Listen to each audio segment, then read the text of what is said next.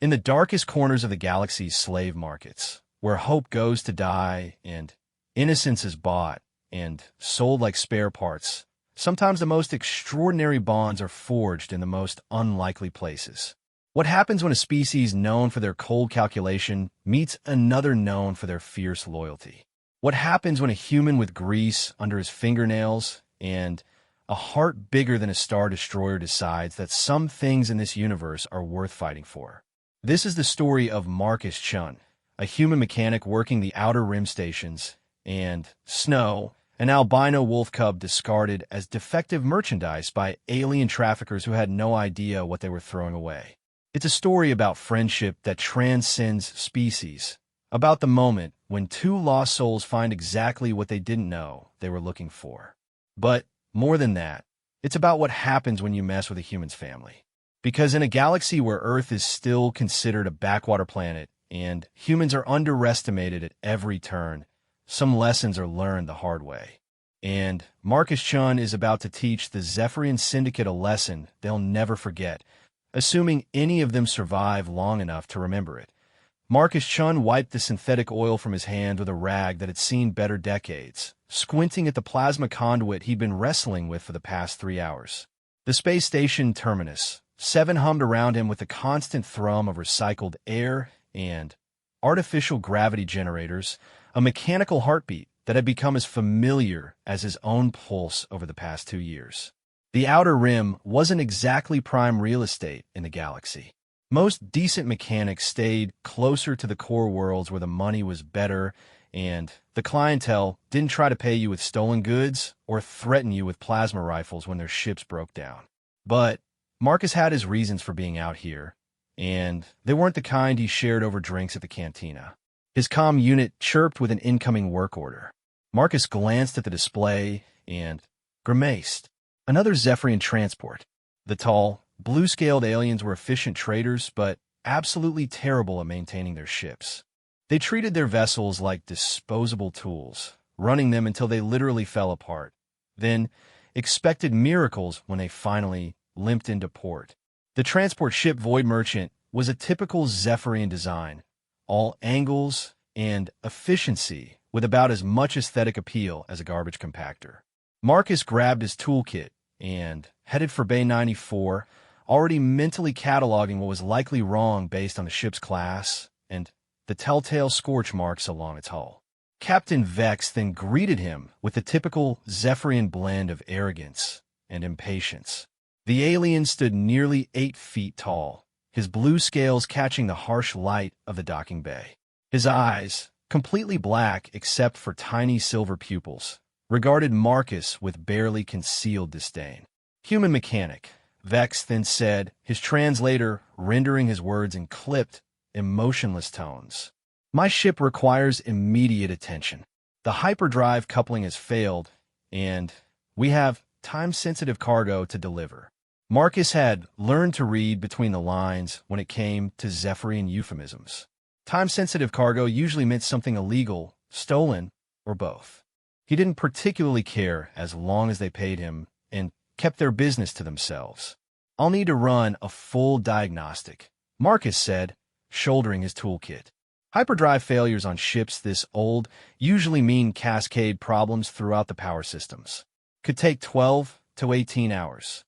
The captain's scales rippled in what Marcus had learned was the Zephyrian equivalent of grinding teeth. Unacceptable. We must depart within 8 hours. Then, you probably should have maintained your ship better, Marcus replied evenly. He'd long since stopped being intimidated by alien posturing. I could do a patch job that'll get you to the next system, but if you want it done right, it takes time. Vexthen's hand moved toward the plasma pistol at his side, and Marcus tensed. But the gesture seemed more reflexive than threatening, and after a moment, the Zephyrian's hand fell away. Very well, the captain said. But understand, human, any delays will be remembered. Marcus nodded and headed into the ship. The interior was as utilitarian as the exterior, all bare metal corridors and harsh lighting. But there was something else, an undercurrent he couldn't quite identify. A smell, maybe, or a feeling. Something that made the hair on the back of his neck stand up. He was halfway to the engine room when he heard it, a soft whimpering sound that definitely wasn't mechanical in origin. Marcus paused, listening.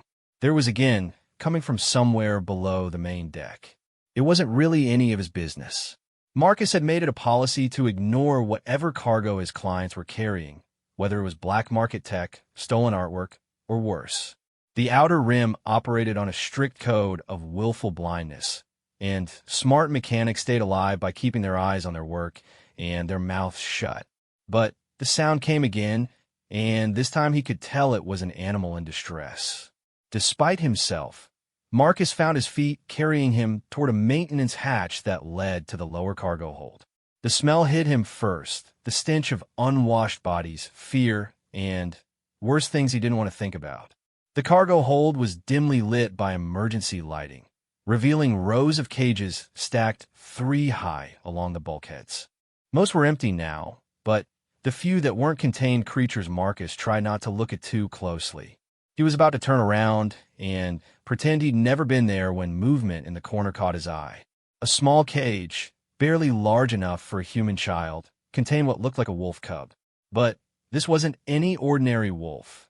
Its fur was pure white, almost luminescent in the dim light, and its eyes were a pale blue that seemed to glow with their own inner light.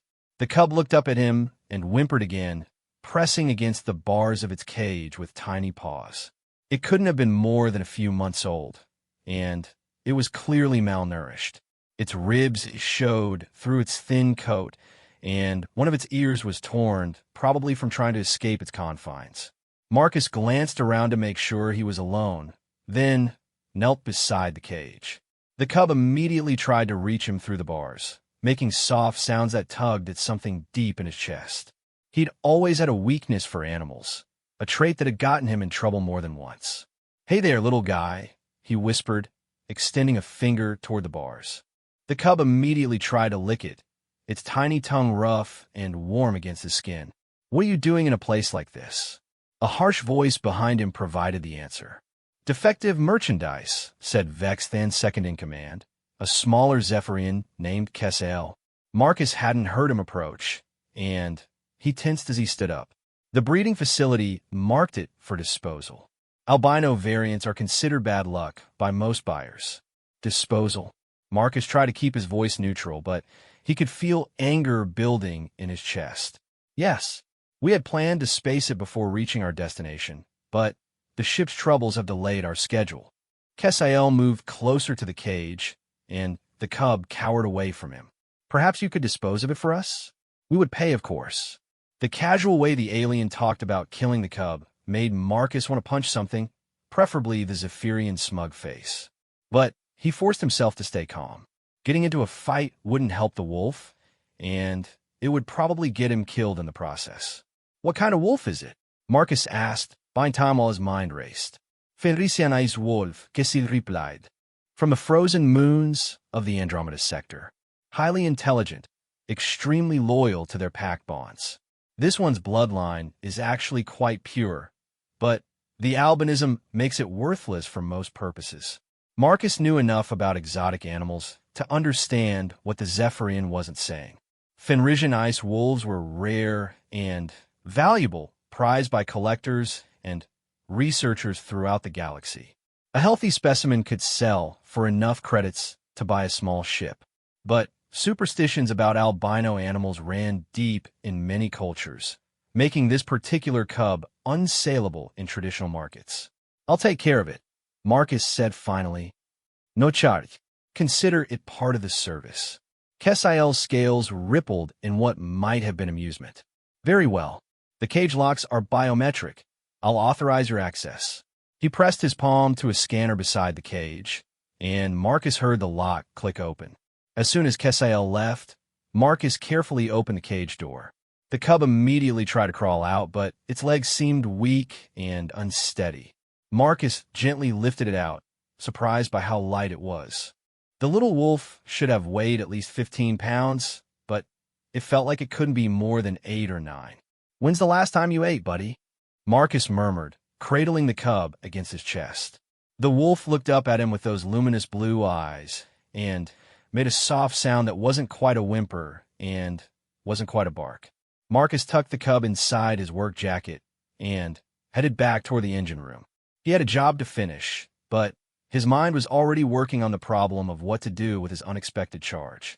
He couldn't keep a wolf in his small quarters on the station, and finding someone to adopt an exotic animal on Terminus 7 was about as likely as finding honest politicians in the Senate. But those were problems for later. Right now, he had work to do and a very hungry wolf cub to feed. The next several hours passed in a blur of diagnostics, repairs, and carefully hidden trips back to his quarters to check on the cub. He'd managed to find some synthesized meat protein in the station's commissary, and the little wolf had eaten like it hadn't seen food in days, which it probably hadn't. Marcus had also taken the opportunity to examine his new companion more closely. Beneath the dirt and neglect, the cub was actually quite beautiful. Its fur was the purest white Marcus had ever seen, without even a hint of cream or gray. The blue eyes were clearly a genetic trait rather than a defect, and they seemed almost impossibly intelligent for such a young animal. The cub had also proven to be remarkably well-behaved. After eating and drinking its fill, it had curled up on an old blanket in the corner of Marcus's quarters and slept peacefully while he worked. No crying, no destructive behavior, just the steady breathing of a young animal finally allowed to rest in safety. By the time Marcus finished repairing the Void Merchant, he had made his decision. He'd never been one to abandon something that needed help, whether it was a broken ship or a scared animal. The wolf cub would stay with him, at least until he could figure out a better solution. Captain Vex then inspected Marcus's work with typical Zephyrian thoroughness, running his own diagnostics and testing every system twice. Finally, satisfied, he transferred the agreed-upon payment to Marcus's account. "Your work is adequate, human," Vex then said, which was high praise coming from a Zephyrian. "We may require your services again in the future." Marcus nodded politely, eager for them to leave. But as the alien crew made final preparations for departure, Kesiel approached him one last time. "I trust you disposed of the defective animal properly?" the Zephyrian asked. "Of course," Marcus replied. It wasn't technically a lie. He had disposed of the problem of the cub being stuck in a cage and facing death. Kesiel seemed satisfied and headed back to his ship. Marcus waited until the Void Merchant had cleared the station before returning to his quarters. He found the cub exactly where he'd left it, still curled up on the blanket. But as soon as Marcus entered, the little wolf lifted its head and its tail began to wag tentatively. The simple gesture hit Marcus harder than he'd expected. It had been a long time since anything had been genuinely happy to see him. "Well, little guy," Marcus said, settling down beside the cub. "Looks like it's just you and me now. We're going to have to figure this out as we go." The cub crawled over to him and settled against his leg, apparently content to simply be near someone who didn't want to hurt it.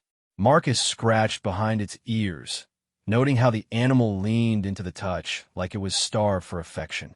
He'd have to register the wolf with station authorities, find proper food and medical care, and probably invest in some heavy-duty cleaning supplies.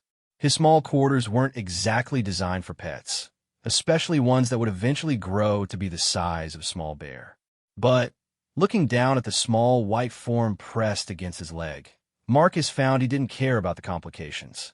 For the first time in years, he wasn't alone, and judging by the way the cub had responded to him, neither was his new companion. Outside his quarters, the station continued its eternal routine. Ships came and went, deals were made and broken, and the great wheel of galactic commerce kept turning. But in that small room, a friendship was beginning that would eventually reshape the balance of power in an entire sector of space. Marcus didn't know it yet, but he just made the best decision of his life. And somewhere in the back of his mind, a small voice was already whispering that anyone who tried to take his new friend away was going to learn exactly why humans had earned their reputation as the galaxy's most dangerously unpredictable species. The cub yawned and settled more comfortably against Marcus's leg, finally safe and warm and fed. Tomorrow would bring new challenges, but tonight Two lost souls had found exactly what they needed. Each other point 3 weeks had passed since Marcus rescued the wolf cub from the Zephyrian ship, and the changes were remarkable. What had once been a starving, terrified animal was now a healthy, energetic companion that followed Marcus around the station like a furry shadow. The cub had grown substantially in just those few weeks, now weighing nearly 20 pounds and standing almost knee-high to Marcus. Its pure white coat had filled out and gained a lustrous shine that caught the artificial lighting of the station corridors. But the most striking change was in its eyes. Those pale blue orbs now held an intelligence that sometimes made Marcus feel like the wolf understood far more than any animal should. Marcus had named him Snow, partly for his coloring and partly because it was the first thing that came to mind when the cub had looked up at him with those trusting eyes. The name had stuck, and Snow responded to it like he'd been born with it. Station protocols clearly state that unregistered animals are not permitted in residential quarters, Administrator Jexera said for the third time that week. The Vacrian female stood in the doorway of Marcus's quarters, her 4 arms crossed in obvious irritation. Her scaled, emerald skin reflected the harsh overhead lighting as she glared at Snow, who was currently gnawing on a synthetic bone Marcus had bought him. "And I told you, I'm working on the registration," Marcus replied, not looking up from the engine component he was cleaning. "The xenobiology department needs to verify his species classification before they can issue proper documentation." "That was 3 weeks ago, Chun. How long does a simple classification take?" Marcus finally looked up, meeting the administrator's multifaceted eyes.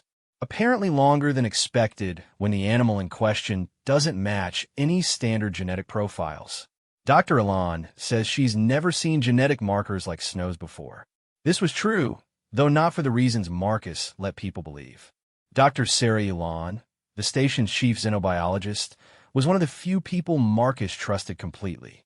She was also the only other human on Terminus 7, and she'd taken one look at Snow and immediately understood that this was no ordinary animal.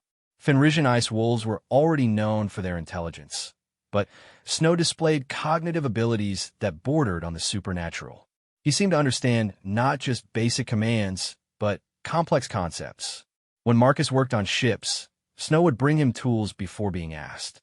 When strangers approached, Snow positioned himself protectively between them, and Marcus with tactical precision that suggested genuine strategic thinking. "Fine," Jexera said, her scales rippling with annoyance. "But if this animal causes any trouble, any damage, any complaint from other residents, it's gone." "Understood." "Perfectly," Marcus replied. Snow looked up from his bone and made a soft sound that could almost be interpreted as agreement. The administrator's eyes narrowed suspiciously, but she left without further comment. As soon as the door closed, Snow abandoned his bone and trotted over to Marcus, settling beside the workbench with perfect posture. Marcus scratched behind his ears, noting how Snow leaned into the touch, but never took his attention completely off the door where the administrator had been. "She doesn't like us much, does she?" Marcus murmured. Snow's ears perked up at the question, and he tilted his head in that unervingly human gesture he developed. "Don't worry about it, buddy. We'll figure something out." The truth was, Marcus had been struggling with exactly that problem. Snow was growing fast, and his quarters were already feeling cramped. More importantly, several station residents had begun asking questions about his unusual pet.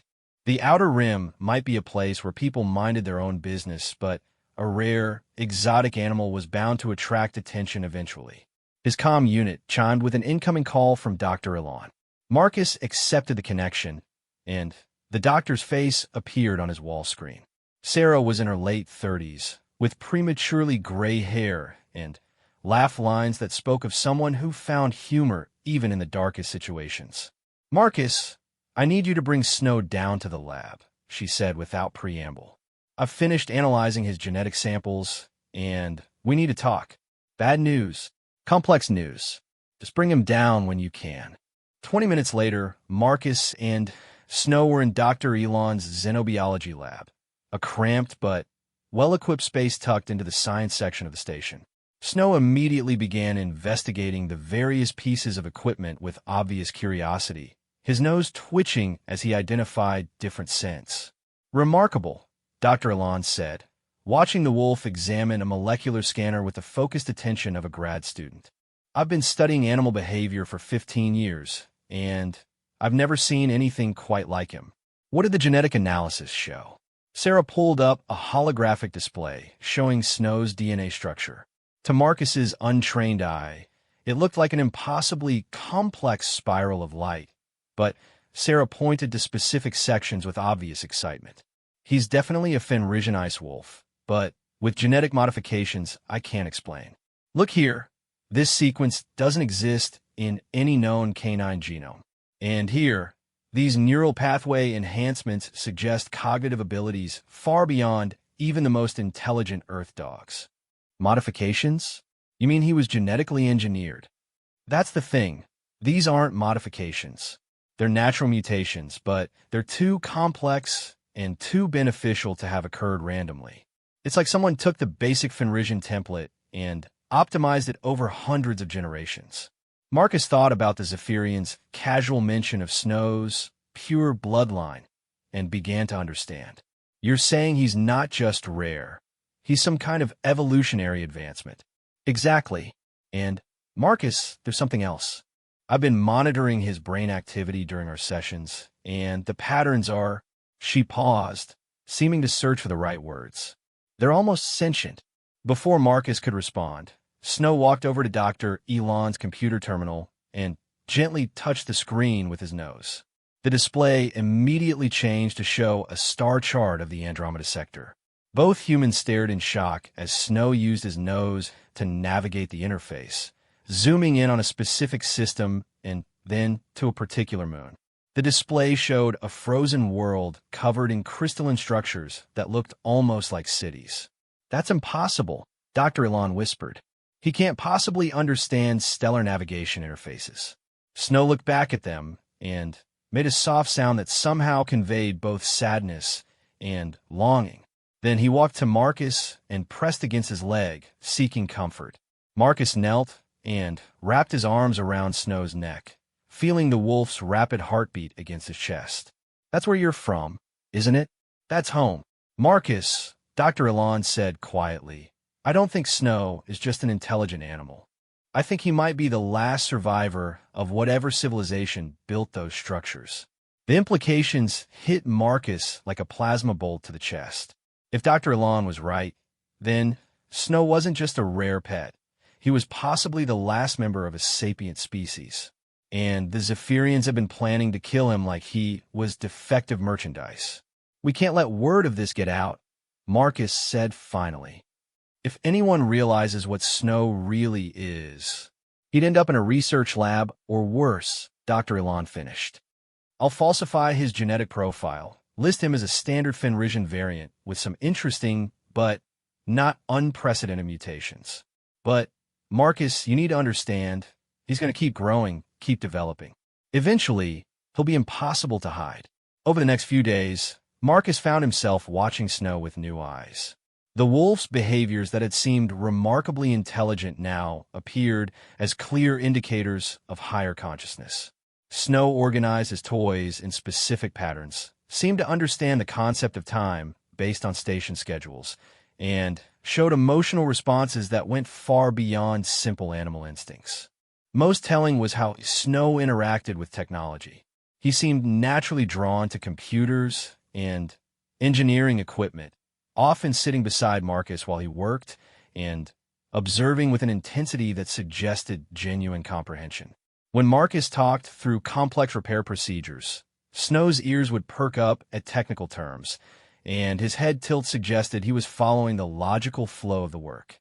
The breakthrough came 4 days later while Marcus was repairing a damaged navigation computer for a Terran cargo hauler. The problem was a corrupted pathfinding algorithm that kept producing navigation errors. Marcus had been working on it for hours, running diagnostic after diagnostic, when Snow suddenly stood up and walked to the computer terminal. The wolf looked at the screen for a moment, then began touching specific points on the interface with his nose in a deliberate pattern. To Marcus's amazement, The diagnostic readout immediately changed, highlighting a corrupt subroutine buried deep in the navigation matrix. "How did you—" Marcus started, then stopped himself. Snow looked back at him with those intelligent blue eyes, and Marcus could swear he saw pride and satisfaction in that gaze.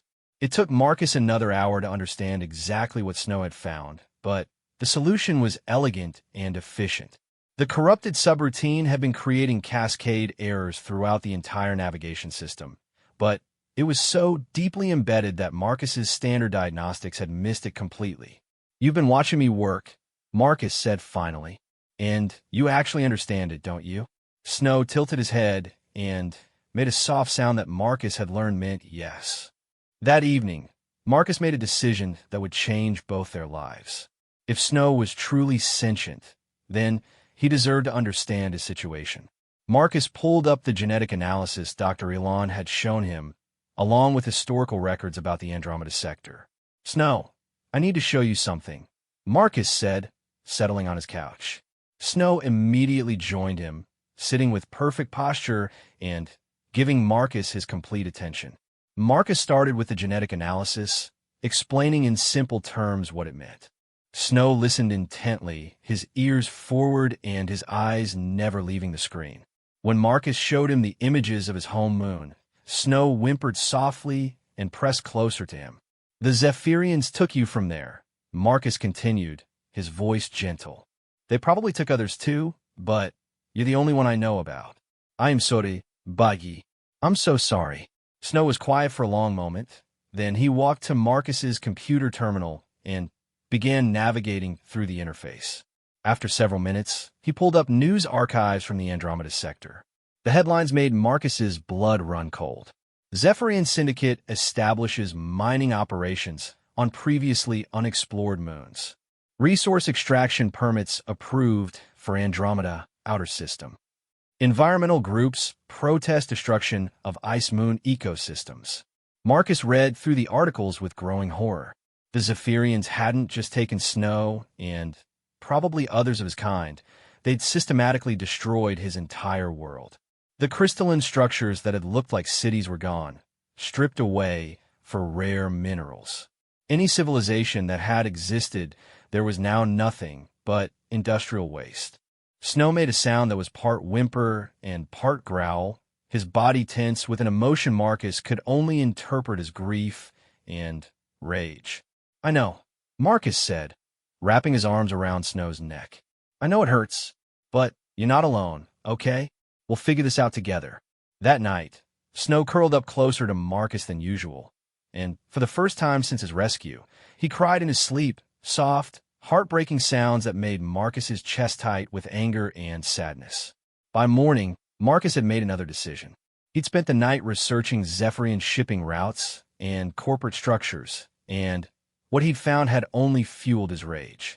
The syndicate that had taken Snow wasn't just engaged in illegal animal trafficking.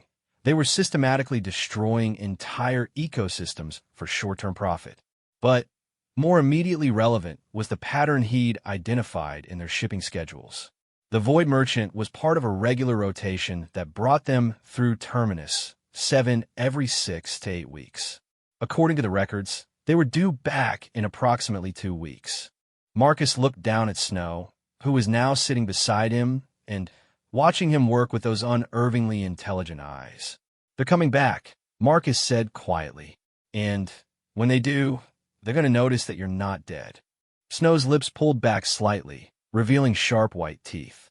The expression wasn't quite a snarl, but it was close. "Yeah," Marcus said, understanding perfectly. "I'm feeling the same way." Over the next week, Marcus began making preparations. He upgraded his personal security systems, quietly acquired some questionable weapons from the station's black market dealers, and began teaching Snow some basic tactical concepts. The wolf learned with frightening speed, mastering complex maneuvers in hours that should have taken trained military units days to perfect. Dr. Elon helped by providing medical supplies and a portable scanner that could detect Zephyrian biosignatures from significant distances.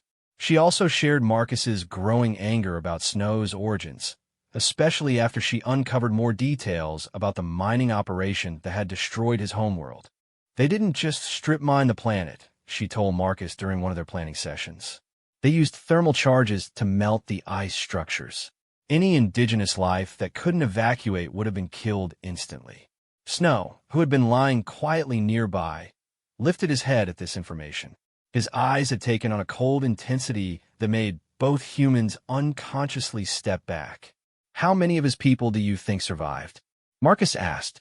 "Based on the shipping manifests I managed to access, probably fewer than 100 were taken off-world, and most of those were listed as specimens for disposal when they didn't sell quickly enough."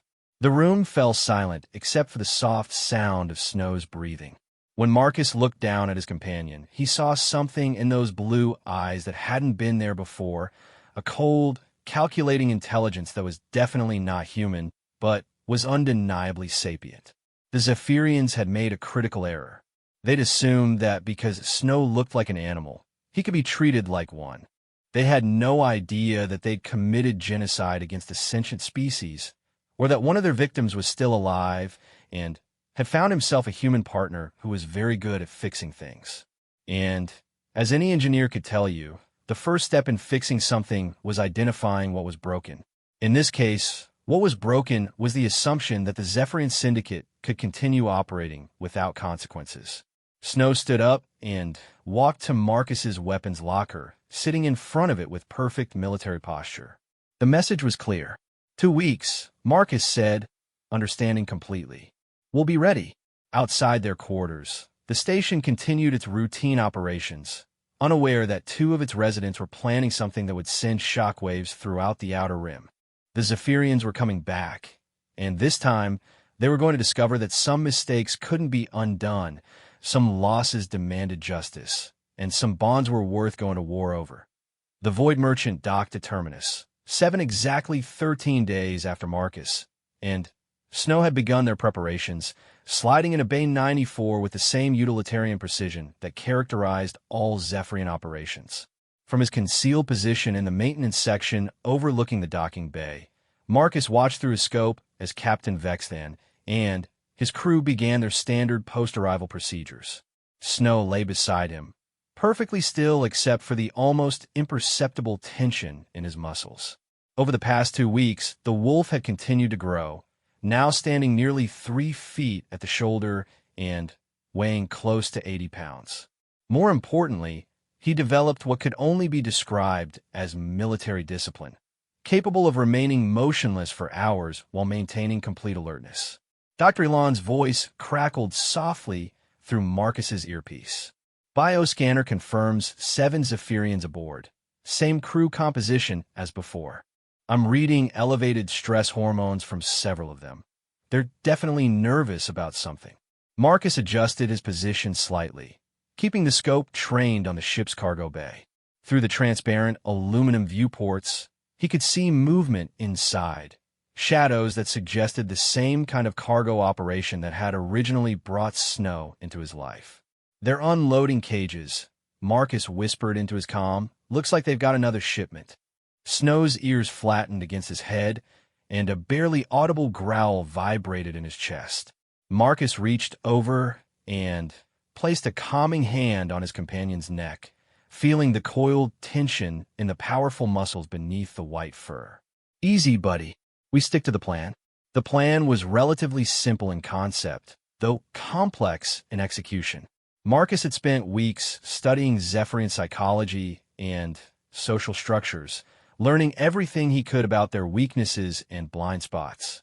The key insight had come from Dr. Elon's research into their species' evolutionary history. Zephyrians had evolved as apex predators on a world with limited resources, developing a highly hierarchical social structure based on dominance and submission. They respected strength and despised what they perceived as weakness, but they also had a deep-seated fear of being outmaneuvered by prey species. This psychological profile created specific vulnerabilities that could be exploited by someone who understood how to push the right buttons. Marcus watched as Kesiel emerged from the ship, his scales showing the nervous color patterns that indicated stress. The second-in-command spoke briefly with Captain Vexthan, gesturing toward the station interior. Even from this distance, Marcus could read the body language clearly. They were discussing snow. They know. Dr. Elan's voice came through the earpiece. Kesiel's bio readings show significant anxiety. They're definitely here about the wolf. This had been expected. The Zephyrians kept meticulous records of their cargo, especially valuable specimens like rare animals. Snow's disappearance would have been noted when they inventoried their remaining stock, and it wouldn't have taken much investigation to determine that he'd never been properly disposed of. What the Zephyrians didn't know was that their investigation had been quietly monitored by Marcus and Dr. Elan, who had intercepted their communications and knew exactly what they planned to do. The aliens intended to confront Marcus, demand the return of their property, and likely make an example of him for the rest of the station's population. It was going to be a very educational experience for everyone involved. Marcus and Snow made their way through the maintenance tunnels to a predetermined position near Marcus's quarters, timing their movement to coincide with the Zephyrians' approach.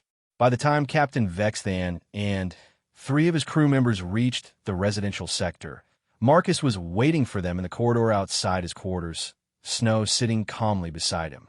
The effect was immediate and dramatic. As soon as the Zephyrians saw Snow, they stopped dead in their tracks. Captain Vexthan's scales went through a rapid color shift from their normal blue to a sickly pale green, while Kesiel actually took a step backward. "Impossible," Vexthan hissed, his translator struggling with the complex emotional undertones in his voice. "That animal should have been disposed of weeks ago."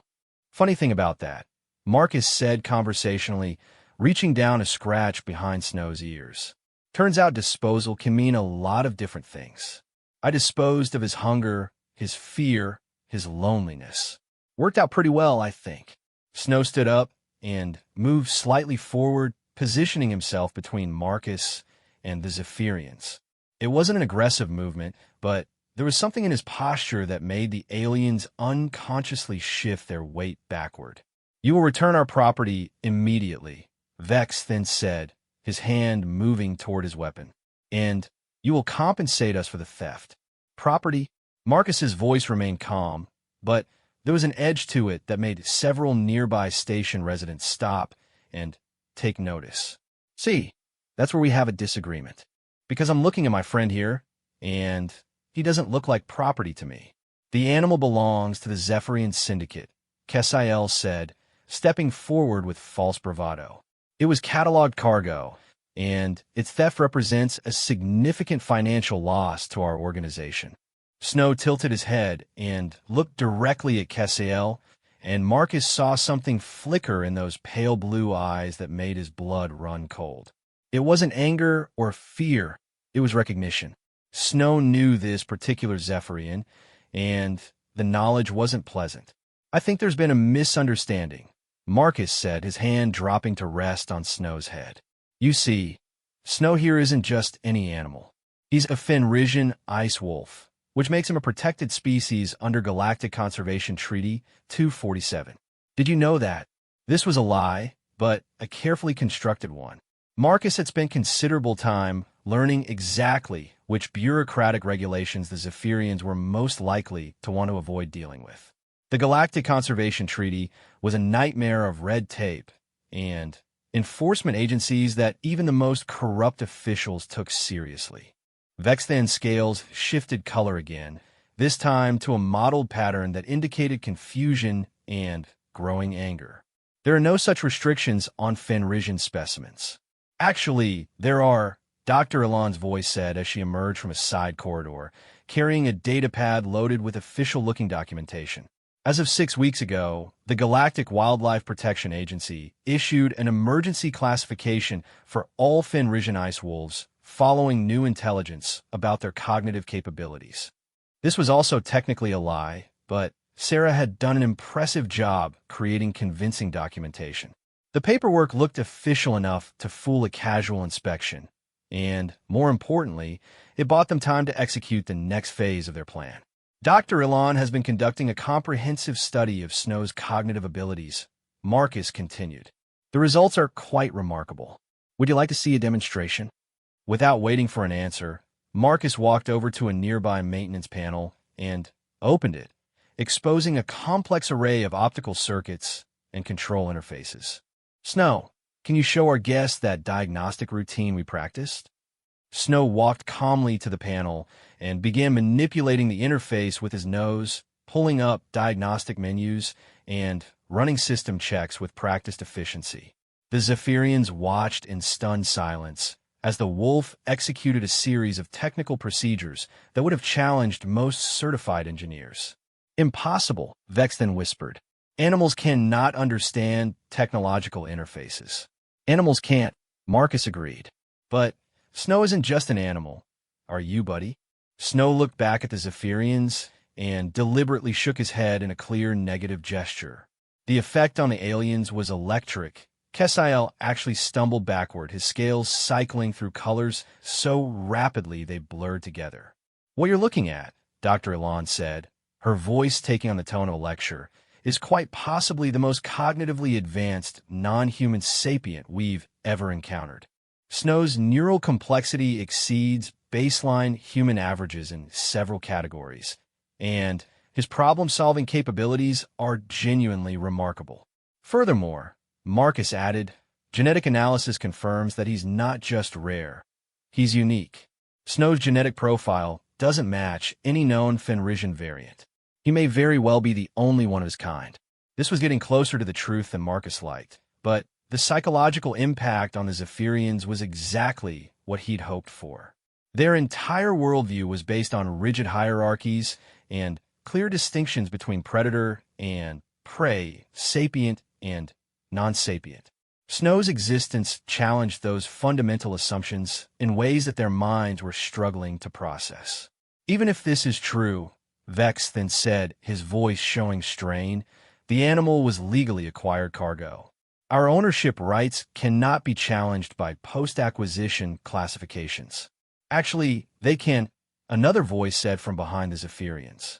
Administrator Jexera approached with 2 station security officers. Her 4 arms crossed in what Marcus had learned was her most authoritative posture.